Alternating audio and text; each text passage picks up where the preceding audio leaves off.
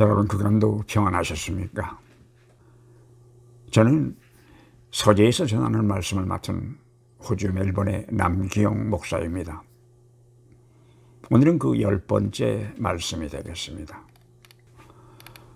로마서 5장부터 8장까지는 바울이 기독교의 신학을 정리한 것이라고 보는 학자들이 많습니다. 그리고 로마서 5장은 이렇게 시작이 됩니다. 그러므로 우리는 믿음으로 의롭게 하여 주심을 받았으니 우리 주 예수 그리스도로 말미암아 하나님과 더불어 평화를 누린다고 했습니다. 이것을 다른 말로 한다면 우리는 예수 그리스도를 믿음으로 하나님으로부터 의롭다는 인정을 받았기 때문에 하나님과 평화를 누릴 수 있다는 것입니다. 그런데 이 구절이 나오면 교회에서는 믿음으로 의롭게 된다는 이야기에만 열을 올리는 경향이 있었습니다. 물론 그 부분이 중요한 것은 사실입니다. 그런데 이것은 어디까지나 그 다음에 이야기하는 하나님과의 평화를 누리기 위한 전제 조건인 것을 알 수 있습니다. 그러니 이 모든 것의 최종 목표는 하나님과 평화를 누리는 것입니다. 그렇다면 이 하나님과 평화한다고 하는 것은 또 무슨 뜻입니까? 그리고 나아가서 21세기를 살고 있는 현대인에게 이 사도 바울의 이야기는 어떤 의미를 주는 것이겠습니까? 어쩌면 바쁘게 돌아가는 하루하루의 삶 속에서 그 속에 들어있는 삶의 진지한 의미를 찾으려고 발버둥치며 고민하는 현대인의 모습이 바로 하나님과의 전쟁을 치르고 있는 우리들의 모습이 아닐까 하는 생각을 해보았습니다. 요새 한국 방송에 나오는 연속극에서 자주 등장하는 장면의 하나가 포장마차가 아니겠는가 하는 생각을 해보았습니다. 이 포장마차는 늘 소주와 함께 등장합니다. 이것은 포장마차 세트의 설비가 싸기 때문인 것은 아닌 것 같고 무엇인가 삶 속에 있는 고뇌를 포장마차와 소주로 가장 잘 표현할 수 있다고 작가나 연출자들이 믿기 때문인 것 같습니다. 나는 이 포장마차에서 번민하는 사람들의 모습을 보면서 술을 안 마시는 개신교 사람들은 어떤 방법으로 번민할까 하는 의문이 생겼습니다. 좀 엉뚱한 것 같기는 하지만은 삶 속에서 의미를 찾기 위하여 번뇌하는 현대인의 모습, 그것이 바로 로마서가 말하고 있는 하나님과의 전쟁이 아닌가 하는 생각을 해보았습니다. 그런데 말입니다. 사도 바울의 이야기를 들어보면 하나님과 평화를 누리기 위하여는 조건이 있다고 했습니다. 그것은 하나님으로부터 의롭다는 인정을 받는 것입니다. 물론 인간을 의롭다고 인정하는 것은 하나님의 절대 권한입니다. 2차 세계대전이 끝나면서 세차게 불어닥친 것은 인종차별 반대 운동이었습니다. 유럽 지역에서는 인종차별주의의 대표자라고 할 수 있었던 히틀러가 무너지면서였고 북미에서는 학대받던 흑인들이 목소리를 높이기 시작했기 때문이었습니다. 그래서 결국 자유라는 생각과 평등이라는 생각이 사람들의 머릿속에 확고한 자리를 잡기 이릅니다. 이러한 세계적인 대세에 보조를 맞추어 호주에서도 1968년에 이르러 그때까지 고수해오던 백호주의 이민 정책을 완전히 철폐하게 됩니다. 백호주의는 호주를 백인들만의 나라로 만들어 보겠다는 의지의 표현이었지만은 실은 동양 사람들의 이민을 견제하기 위한 것이었습니다. 백호주의가 철폐되면서 1971년부터는 전문직 이민이라는 형식으로 호주에 필요한 분야의 한국 사람들이 영주권을 받아 호주에 들어오게 되었습니다.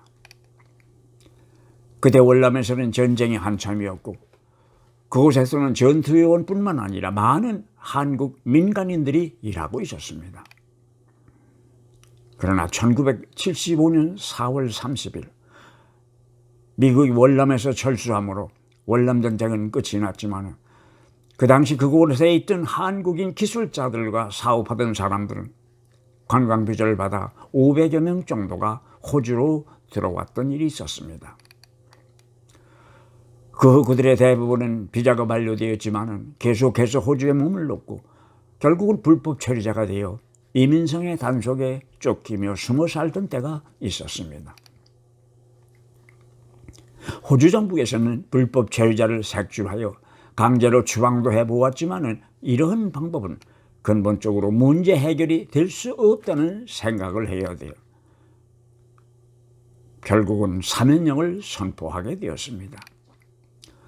그 결과 호주의 한국 사람들 수는 갑자기 늘어났고 그들이 영주권을 받은 후 가족과 친척들을 초청해서 한때 한국 사람들의 수는 기하급수적으로 늘어났던 때가 있었습니다.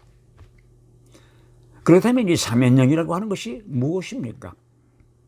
어떤 사람들은 불법 체류자에게 영주권을 주는 것이 사면령이라고 생각하는 것 같지만 불법 체류로 인한 범법자의 신분을 용서해 주어서 영주권을 신청할 수 있는 기회를 주는 것이 사면령이었습니다. 왜냐하면 법을 범한 사람이 이민성에 출두해서 영주권을 신청한다는 것은 불가능한 일이었기 때문입니다.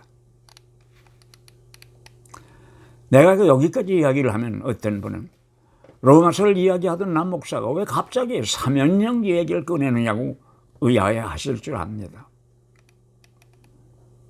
예수께서는 사실 하나님의 사면령을 선포하기 위하여 세상에 오신 분이라는 생각이 들기 때문입니다. 사면령이란 죄 있는 사람이 죄 없는 사람이 되는 과정을 스스로 택할 수 있도록 기회를 주는 것입니다. 그게 사면령입니다. 사도 바울은 이 이야기를 하기 위하여 벌써 로마서 4장에서 아브라함의 믿음 이야기를 꺼냅니다. 그러면서 아브라함은 그의 믿음 때문에 하나님으로부터 의롭다는 인정을 받았다는 것입니다. 아무리 불법 체류자를 위하여서 사면령이 만천하에 공포되었다 하더라도 그 시간부터 불법 체류자가 자동적으로 호주의 시민이 되는 것은 아닙니다. 그저 이민성에 나아가서 영주권을 신청할 수 있는 자격을 얻는 것뿐이었습니다. 아무리 2000년 전 예수께서 팔레스타인 지역에 오시어서 하나님의 사면령을 세상에 공포하셨다 하더라도 모든 사람이 하루아침에 하나님 나라의 시민이 된 것은 아니었습니다. 세상의 모든 사람은 하늘나라의 시민권을 신청할 수 있는 자격을 얻은 것뿐이었습니다. 왜냐하면 죄인의 신분으로는 하나님 나라의 시민권을 신청할 수가 없었기 때문입니다. 그렇다면 이 성경에서 말하는 죄인이란 무엇입니까? 사도 바울의 표현에 빌린다면 하나님과 화평을 누리지 못하는 사람들을 말하는 것입니다. 그러니 마음에서 하나님이 떠난 사람들이 바로 성경에서 말하는 죄인인 것입니다. 다른 말로 한다면 하나님을 떠나 있는 상태, 하나님을 모르는 것, 그것이 죄이고 그런 사람이 죄인인 것입니다. 그래서 사도 바울은 하나님께로 돌아가는 것, 그것을 평화 또는 화평이라고 말했습니다. 그리고 죄인이 하나님과 평화를 누릴 수 있는 방법은 하나님 앞에 항복하는 것입니다. 항복이란 자기의 잘못을 인정하고 용서를 구하는 행위를 말합니다. 교회에서는 이 하나님 앞에서의 항복을 회개라고 부릅니다. 그러니 하나님과 피조물 간의 화해를 위하여서 먼저 손을 내미신 분은 바로 하나님이셨습니다. 왜냐하면 하나님께서는 자기가 만드셨던 세상을 극히 사랑하셨기 때문입니다.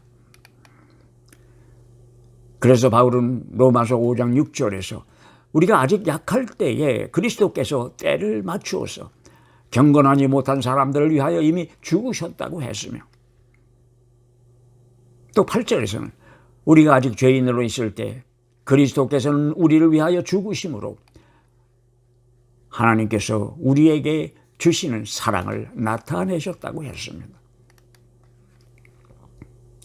그리고 5장 3절에 가면 믿음을 지키기 위하여 어려움을 당하고 있는 이들을 향하여 환난 가운데에서도 자기는 믿음을 자랑한다면서 그렇게 할 수 있는 것은 환난은 인내를 낳고 인내는 품격을 낳고 품격은 희망을 낳는 줄을 알고 있기 때문이라고 했습니다.